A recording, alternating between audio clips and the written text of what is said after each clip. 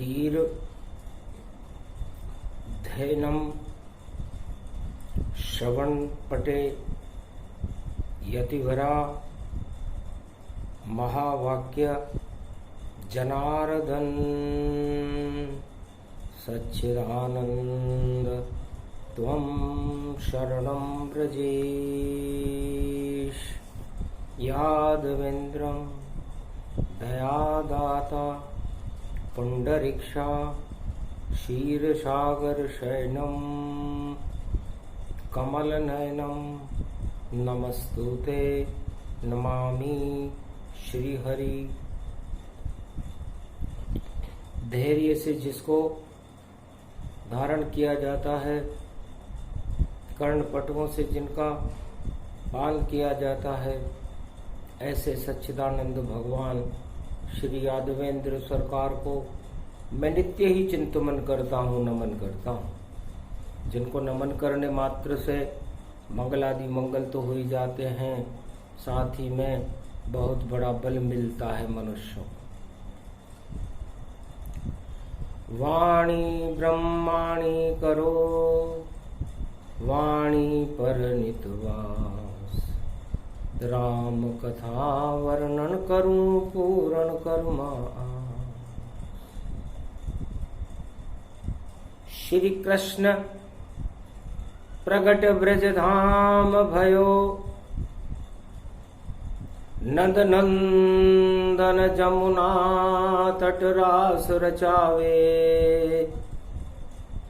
एकादशी कामदा प्रगट भई, और गोप ग्वाल संग शाम पधारे। ब्रजधाम बन्यो पावन भावन, मन रास रचे तन रूप निहारी।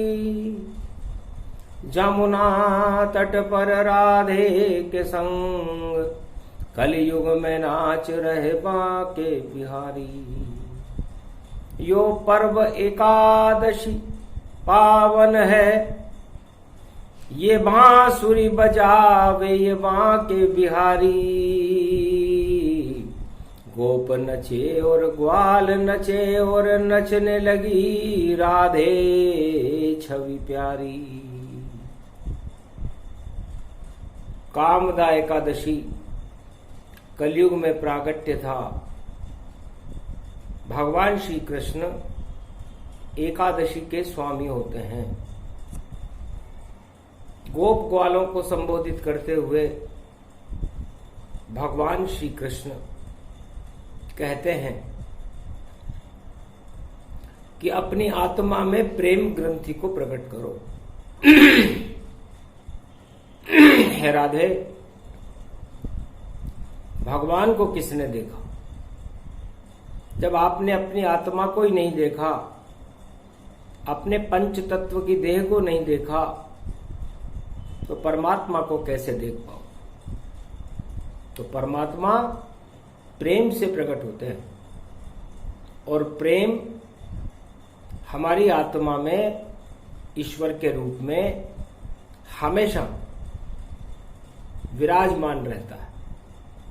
आत्मा परम ब्रह्म ही जानो, एक इंद्री आत्मा मानो।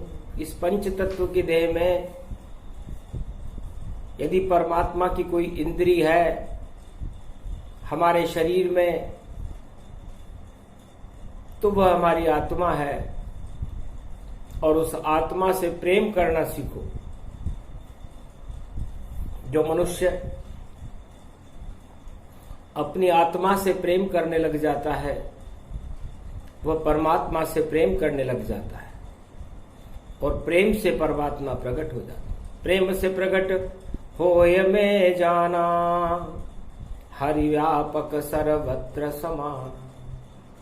हे राधे रानी, मैं इस मृत्यु लोक में प्रेम से प्रकट होता हूं, और जिस आत्मा में प्रेम नहीं, उस आत्मा में परमात्मा नहीं।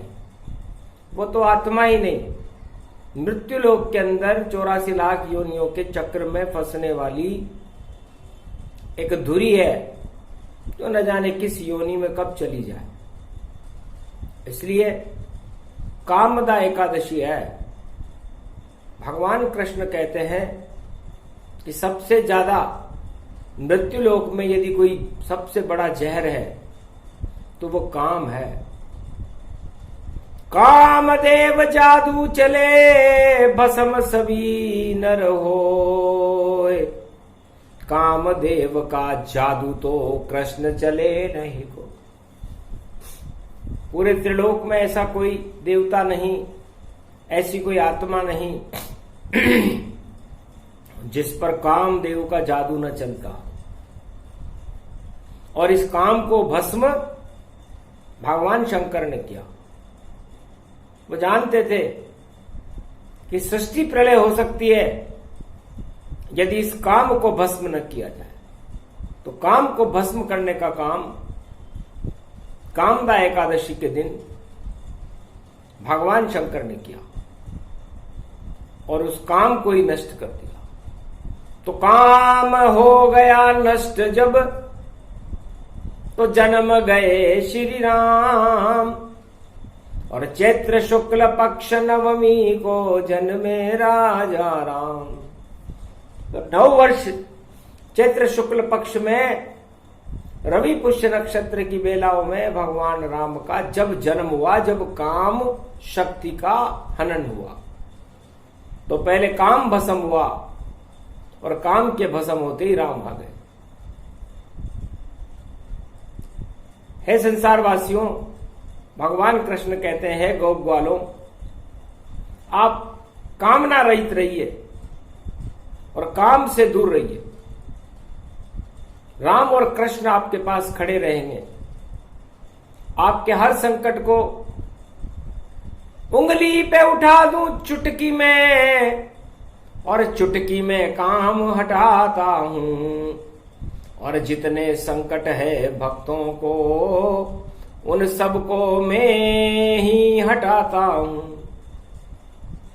तो जब जब संकट भक्त पर और राम काम यहां आए, कृष्ण काम आते हैं और कोई नहीं आए। इसलिए चारों युगों में राम से और कृष्ण से मिलने में यदि किसी को कोई रोकता है तो वो काम है। तो हे संसारवासियों, हे गोप ग्वालों, हे भारतवासियों, आप इस काम शक्ति से दूर रहो। यदि काम शक्ति से आप दूर हो गए तो राम शक्ति के पास एक पल में पहुंच जाओगे। और जो आत्मा राम शक्ति के पास पहुंच जाती है वो परमात्मा का अंश हो जाती है। ईश्वर अंश, जीव अविनाशी। इसलिए ये जीव, इसका कभी नाश नहीं होता। आत्मा कभी नहीं मरती, परमात्मा कभी नहीं मरते। आत्मा परमात्मा का अंश है। परमात्मा प्रेम से प्रकट होते हैं। प्रेम आत्मा में प्रकट कीजिए और प्रेम से भगवान कृष्ण की आराधना कीजिए। इसलिए द्वापर युग में भगवान श्री कृष्ण ने गोप ग्वाल और राधा को और ब्रज में प्रेम लुटाए। और प्रेम लुटाने गोलोकन से कृष्ण यहां पर आए। इसलिए प्रेम की परिभाषा सिखाने के लिए, प्रेम को आत्मा में बरसाने के लिए भगवान श्री कृष्ण का प्रागट्य द्वापर युग में ब्रजधाम में हुआ। 84 कोस भूमि में हुआ। तो उस 84 कोस भूमि में 84 लाख योनियों का नामो निशान नजर नहीं आता था। इसलिए ये जमीन अलग से बनाई गई थी। गोलोक से यहाँ की मिट्टी लाई गई थी और ये भारत उसी गोलोक की मिट्टी से बना हुआ देश है। भगवान का दूसरा भवन है। यहाँ पर काम शक्ति को पैदा करने वाला नष्ट हो जाता है और राम शक्ति को पैदा करने वाला अमर हो जाता है। ये चारों युगों की एक नजीर है जिसे भगवान कृष्ण ने कहा। ब्रह्मचारी हनुमान जन्म गयो भारी, अरे हनुमान की जयंती पड़ गई सारी। तो चैत्र शुक्ल पक्ष की पूर्णिमा और हनुमान जयंती पाए, ब्रह्मचारी हनुमान में और राम प्रेम प्रगटाए।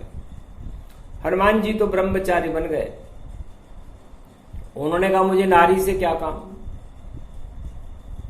मुझे नर से क्या काम, न मुझे नर से काम है, न मुझे नारायण से काम है, मुझे तो राम से काम है।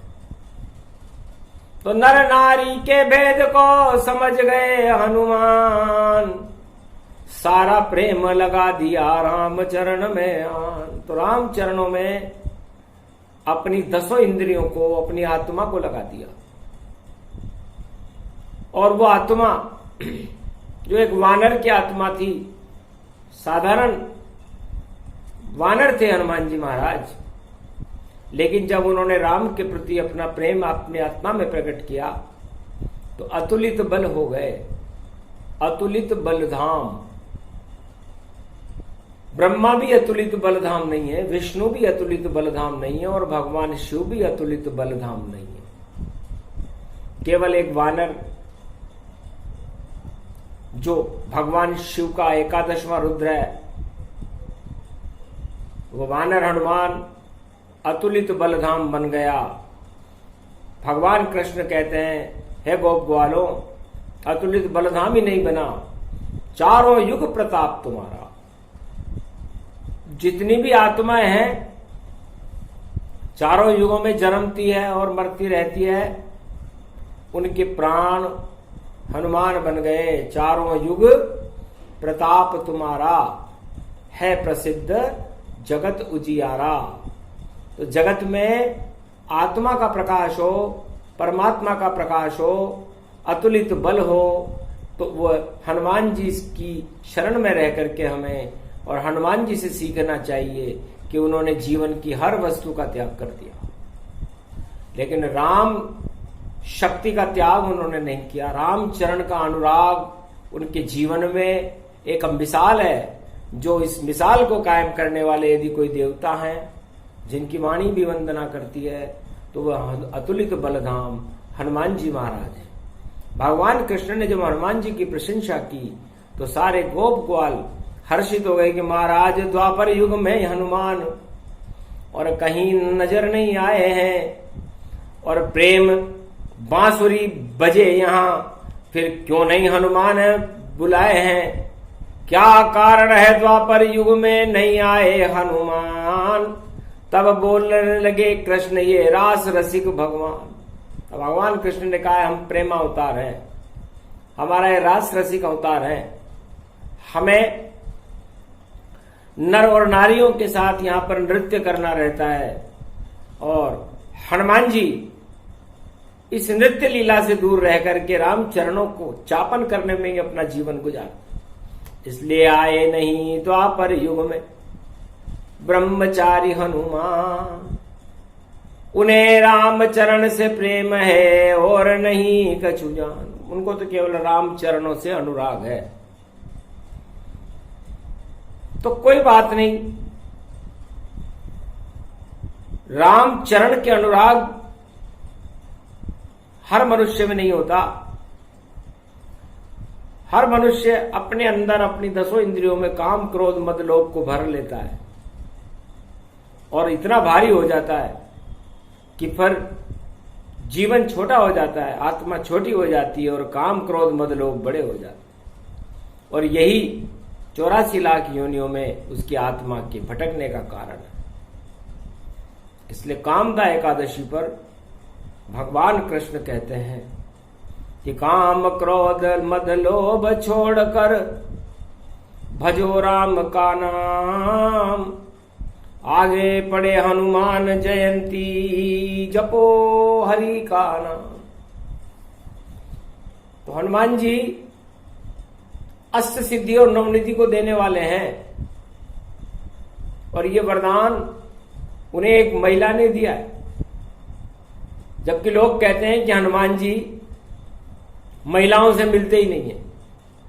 सबसे पहले अंजनी के और गर्भ जन्म गए जाए, माता उनकी अंजनी और उसको गले लगाए। फिर मिल गए वो राम से, राम दूत कहलाए, राम मुद्रिका लेकर माता सीता से मिले जाए। तो यदि हनुमान जी नारियों से यदि उनका प्रेम नहीं होता, नारी के प्रति उनकी श्रद्धा नहीं होती, तो शायद भगवान राम हनुमान जी को लंका में मुद्रिका लेकर नहीं भेजते। तो आत्मा सीता जानिए और देखो नारी स्वरूप, शक्ति रूपा सीता थी और दिया वर स्वरूप, अष्ट सिद्ध नवनिधि करिदा, असुभरती न जानकी माता। ये जानकी माता ने हनुमान जी पर कृपा की। तो शक्ति के कृपा के बिना शिव भी नहीं पूजाते। शक्ति की कृपा के बिना हनुमान जी चारों युग में प्रथम पूज्य हो ही नहीं सकते थे, यदि राम जी की कितनी भी चरण चाप लेते। इसलिए शक्ति उपासना सबसे बड़ी उपासना है, और शक्ति प्रेम से प्रकट होती है, और प्रेम मां के चरणों में होना चाहिए। और मां के चरण, आज एकादशी का दिन है। एकादशी के अंदर 2 अंक होते हैं, 1 और 1, 10 और 1, 11 हो जाते हैं। तो जब जो 10 इंद्रियों को एक इंद्री बना लेता है वो 11 हो जाता है, और उस एक इंद्री के अंदर जो प्रेम भर लेता है वो परमात्मा से मिल जाता है। इसे एकादशी का ज्ञान कहते हैं। तो हनुमान जी ने जस जस सुरसा बदन बढ़ावा, तस तस कपि दुगन दर्शावा। तो हनुमान जी ने कहा एकादश रुद्र तो मैं खुद हूं ही से ही, अब इसे दुगना कर लेता हूं। तो वो 22 हो गए, 11 और 11 22 होते हैं। तो हनुमान जी को 22 का अंक बहुत पसंद है, क्योंकि जब समुद्र के ऊपर हनुमान जी उड़ रहे थे तो उनके दोनों हाथ और उनकी पूंछ 22 का अंक बना रहे थे। 22 का क्या अर्थ होता है, यदि इसको समझाया जाए तो पूरा वेदांत है। राधे रानी, भगवान श्री कृष्ण कहते हैं कि मैं अब तुम्हें 22 का एक वेदांत सुनाता हूं, क्योंकि 2 माया और ब्रह्म को कहते हैं। हमारा अर्धनारीश्वर स्वरूप है। हे राधा, आप आधे अंग से उसमें बसी हुई हो और आधे अंग से मैं भी बसा हुआ हूं, तो हम दोनों एक होकर के 2 हो गए। माया ब्रह्म जब मिल गए और 2 बने शरीर, और 2 में जब 2 जुड़ गए तो 4 चतुर्भुज धीर। माया और ब्रह्म 2 होते हैं, और 2 में जब 2 और जोड़ दो तो 2 और 2 4 हो जाते हैं। तो 4 चतुर्भुज स्वरूप नारायण का ही होता है। 4 वेद होते हैं, और 4 ही युग होते हैं, और 4 ही दिशाएं होती हैं, और 4 ही चतुर्भुज स्वरूप होता है। तो ये भगवान शंकर ने अपना 11वां रुद्र बनाया, और उसको दुगना करने के बाद वो 22 हो गए थे। तो 22 का योग भी 4 होता है। तो हनुमान जी चारों युग प्रताप तुम्हारा, इसलिए हनुमान जी का प्रताप चारों युग में है। जो इस वेदांत को समझ जाता है, इस 22 के अंक को समझ जाता है, तो समझ लो सबसे उत्तम जानिए ये रूप अंक 22, और 4 चतुर्भुज रूप है, और देखो हनुमत कीस। तो हनुमान जी महाराज हमेशा राम जी के चरणों में विराजमान रहते हैं, और ये उनके प्रेम का ही प्रतिफल है कि राम जी के जन्म के 5 दिन बाद हनुमान जी का जन्म होता है। ये चैत्र शुक्ल पक्ष पूर्णिमा के दिन होता है, उसके बाद बैसाख मास प्रारंभ हो जाता है।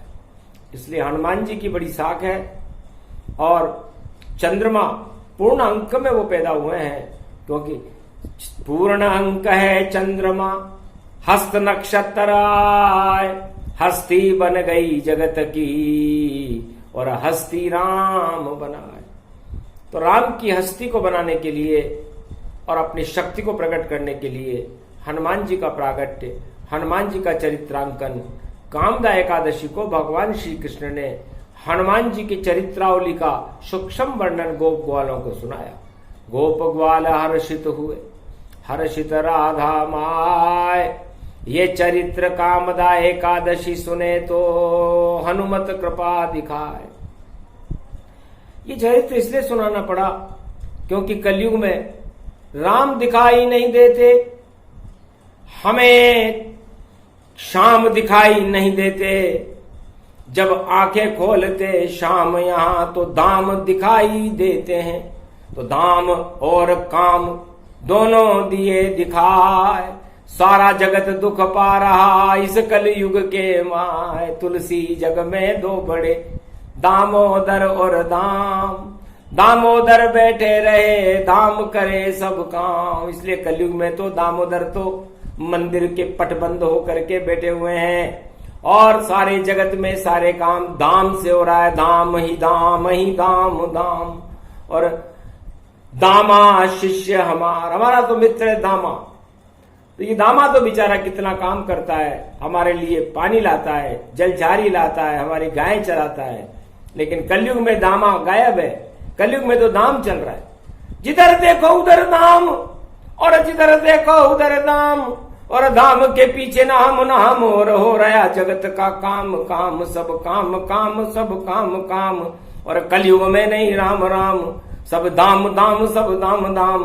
तो दाम के पीछे पड़ गए, राम छोड़ गए ताय, सारा जगत दुख पा रहा ये महामारी आए। इस महामारी में भी दाम चल रहा है। जिसके पास दाम है वो अपनी पूरी ताकत लगा रहा है कि मैं बच जाऊं, जीवन बच जाए मेरा। और जिसके पास कुछ नहीं है उसके पीछे शाम है, तो शाम बचा देंगे उन गरीबों को जिसको कोई बचा नहीं पाए। इस कारण ये वाणी हनुमत, और देखो कलयुग रहे सुनाए, सब गरीब बच जाए भारत में और बालन बांका उनका पाए। कोरा नाम अब भग जाएगा बोले महावीर बजराय। बजरंग बली की शक्ति देखो, और नासे रोग हरे सब पीरा, जपत निरंतर हनुमत बीरा। हे गरीब भारतीयों जपो राम का नाम, संकट सब हट जाएंगे कोरोना काम तमाम। आपके रक्षक हनुमान है और राम जी रक्षा पाए, और धाम काम अब नहीं आएंगे, राम ही जगत बचाए। इसलिए राम जगत बचाएंगे, दाम नहीं। इसलिए दाम की तरफ भागना छोड़ दो और इस दाम से दूर रहो, इस काम क्रोध मतलब से दूर रहो, तो आपका बचाने के लिए भगवान राम खुद आएगा। और यदि आप इस दाम में अंदर फंस गए और इस दाम को समेटने लग गए तो ये दाम उठेगा नहीं आपसे, और न राम आपको बचाने आएगा तो फिर कौन बचेगा? कोई बचे कोई बचा न पावे, और सब बेकार की बात। छोड़ो दाम और काम को और भजो राम का नाम, सियावर रामचंद्र शंकर हरि। तो कामदा एकादशी अब राम खुद यहाँ आए हैं, और जितने गरीब हैं भारत के 1.25 अरब उनको बचाने आए हैं। और रोक सको तो रोक लो, दई चुनौती राम, और कोरोना हट जाएगा बोले श्री भगवान। महाशक्ति बजरंग की, और अपना चंडी चक्र चलाए, गदा घुमाए हनुमान तो कोरोना मर जाए। राम कतरनी हाथ में राखे वो हनुमान, अरे भारत की 1.25 अरब जनता के बचा देंगे प्राण। इसलिए भारत की 1.25 अरब जनता के प्राण बचाने के लिए प्राण वायु लेकर के हनुमान जी महाराज वैशाख पूर्णिमा हनुमान जयंती को भारत में पधार रहे हैं और भारत की रक्षा करेंगे। ये बीड़ा उन्होंने उठा लिया है कलयुग में, रोक सके तो रोक ले, भग जा कोरोना ताय, वरना नष्ट कर देंगे बजरंग और देंगे गदा घुमाए। जानत नहीं कोई जानत हारा, और ये हनुमान कपि विस्तारा। हनुमान की शक्ति है प्राण वायु इसे जान, प्राण वायु फैलाने भारत में आए हैं हनुमान। इसलिए हनुमान तो खुद ही प्राण वायु है, खुद ही ऑक्सीजन है, खुद ही राम की शक्ति अतुलित का बल है। इसलिए आज से ही प्राण वायु का प्रसारण हनुमान जी भारत में और पूरे संसार में कर रहे हैं। अलट पलट 49 करोड़ पवन और बदली हनुमत ताय। प्राण वायु पूरे जगत में और देखो फैल गई आय। इसलिए प्राण वायु 49 करोड़ पवन के मालिक हनुमान जी होते हैं, कोई ऑक्सीजन नहीं। इसलिए राम ने अपनी विशेष कृपा से हनुमान जी को भारत में भेजा है कि 49 करोड़ पवन चला दो, पुरवाई प्राण वायु चले और बच जाए भारतवासी। और कोरोना दानव शक्ति है, हो जाए सत्यानाशी, सत्यानाश इस महामारी का कर दो अब हनुमान। राम आज्ञा दी तुम्हें और प्रगटे यहाँ हनुमान। इस हनुमान जी महाराज का प्रागट्य हो रहा है। हनुमान जी की जय हो। ये प्रसंग जो भी सुने प्राणवायु प्रसंग महामारी का नाश करेगा, भरे राम के रंग। जय श्री राम, जय हनुमान।